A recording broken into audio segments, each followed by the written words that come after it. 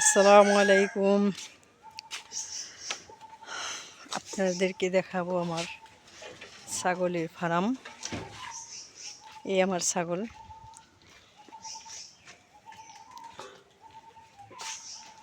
মাশাআল্লাহ, আলহামদুলিল্লাহ, ওরা সুস্থ আছে, ভালো আছে।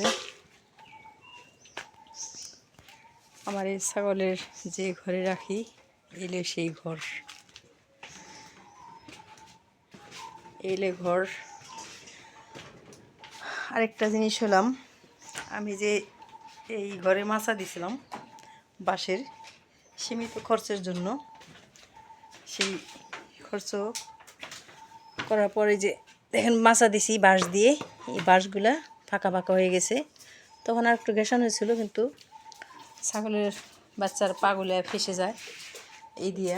তারপর দিয়েছিলাম 4 ফিটের এই নেটগুলা, মানে কিছুটা বাকি ছিল, হয় নাই, তারপরও কিনে দেওয়া সমানে পাও ফেসে যায় বাচ্চাদের। তাই এখন এই নেটগুলা দিতেছি, বড় নেটগুলা বাচ্চাদের জন্য, ছাগলের জন্য সুবিধার্থে এই নেটগুলা বিছাইতেছি। দেখতে থাকুন, দেখি কি করা যায়, সাথে থাকুন। আলহামদুলিল্লাহ,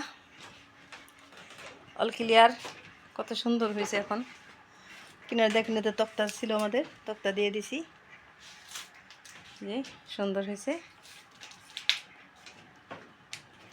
এখন আর ভয় নাই, বাচ্চা পড়ার জন্য সুন্দর দিয়ে দিছি। আমাদের কাজগুলো সম্পন্ন হয়েছে, আলহামদুলিল্লাহ।